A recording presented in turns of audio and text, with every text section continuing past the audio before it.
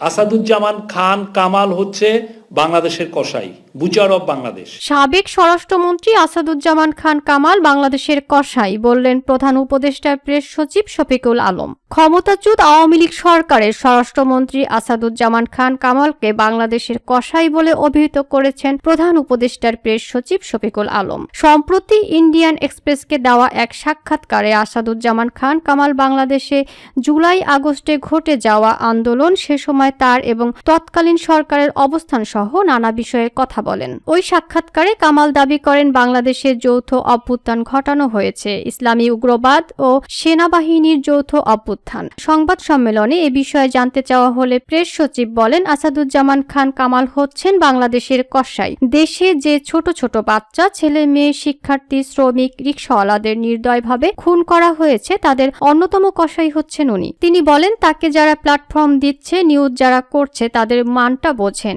এটা আন্তর্জাতিক প্রোপাগান্ডার অংশ। পৃথিবীর কেউ কোনো কসাইকে প্ল্যাটফর্ম দেয় না। প্রধান উপদেষ্টা মোহাম্মদ ইউনূসের সুইজারল্যান্ড সফরের বার্ষিক বিষয় জানাতে এ সংবাদ সম্মেলনে আসেন শফিকুল আলম। গুজবের বিষয়ে সরকার কোনো ব্যবস্থা নেবে কিনা এমন প্রশ্নে তিনি বলেন যদি এটা আইনের ব্যত্যয় হয় তাহলে আইনি ব্যবস্থার বিষয় আছে। ব্যবসায়ীদের নির্বাচনের দাবি প্রসঙ্গে প্রেস সচিব বলেন ব্যবসায়ীদের জন্য বিনিয়োগের ভালো পরিবেশ দিয়েছি। বিদেশি বিনিয়োগকারীরা বাংলাদেশে বিনিয়োগ করতে চাচ্ছে, আমরা বাংলাদেশে বিনিয়োগের সঠিক পরিবেশ দিতে পারছি কিনা সেটা তাদের বড় কনসার্ন হওয়া উচিত। প্রধান উপদেষ্টা সহ অন্য উপদেষ্টা পালিয়েছেন বলে যে গুজব রটেছে সে বিষয়ে শফিকুল আলম বলেন যারা পালিয়েছেন তারাই ছড়াচ্ছে। শেখ হাসিনা পালায় না বলে উনি পালালেন, ওনার চেলা চামুন্ডারা এগুলো করছেন। প্রতিবার উনি প্রধান উপদেষ্টার বিদেশ সফর আসলে এটা বলেন, এটা বলে যদি ওনারা মনে মনে সুখ পান তা পেতে দেন। দেশে অনেক কারখানা বন্ধ হয়ে যাওয়া প্রসঙ্গে জানতে চাইলে তিনি বলেন কারখানা খুলবে, বন্ধ হবে, এটা প্রাকৃতিক নিয়ম, কিন্তু সরকার দেখে রপ্তানি বাড়ছে কিনা। দেশের রপ্তানি সেপ্টেম্বরে বেড়েছে 7%,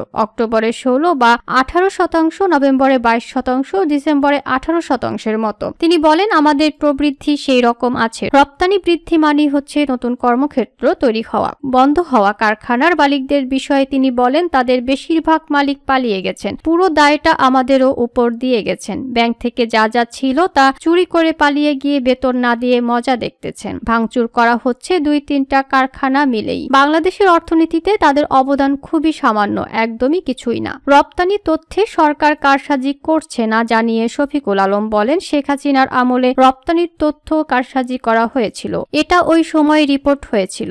সুইজারল্যান্ডে অনেকগুলো বৈঠকের মূল বিষয় ছিল বাংলাদেশ থেকে পাচার হওয়া টাকা ফিরিয়ে আনার বিষয় বলে জানান প্রেস সচিব শফিকুল আলম। কবে নাগাদ অর্থ ফেরত আনা সম্ভব হবে জানতে চাইলে প্রেস সচিব বলেন বৈশ্বিকভাবে পাচারকৃত টাকা ফিরিয়ে আনা খুবই ধীরগতি প্রক্রিয়া, এটা নিয়ে যত দ্রুত মুভ নেওয়ার দরকার তা অন্তর্বর্তীকালীন সরকার করেছে। যে টাকা চুরি হয়েছে তা দেশের খেটে খাওয়া মানুষের টাকা, সেটা চুরি করে নিয়েছে শেখ হাসিনার চোরতন্ত্রের লোকজন, এটা যেভাবে হোক ফিরিয়ে আনবো। এটার জন্য আমাদের আন্তর্জাতিক সমর্থন প্রয়োজন, তা সবাই দিচ্ছে। টাকা ফিরিয়ে আনা আমাদের টপ প্রায়োরিটি। প্রধান উপদেষ্টা যাদের সঙ্গে বৈঠক করছেন সেখানে বিষয়টি তুলছেন। সরকার কঠোর হুঁশিয়ারির পরও মাজারে হামলার বিষয়ে প্রেস সচিব বলেন মাজার বাংলাদেশে একটি অন্যতম ঐতিহ্য ও সংস্কৃতি। দেশের লাখ লাখ জনগণ মাজারে যান, তাদের ধর্মীয় অনুভূতিকে সম্মান করি। যারা মাজারে হামলা করবে তাদের বিষয়ে সরকারের জিরো টলারেন্স, কোনোভাবেই বরদাস্ত করব না।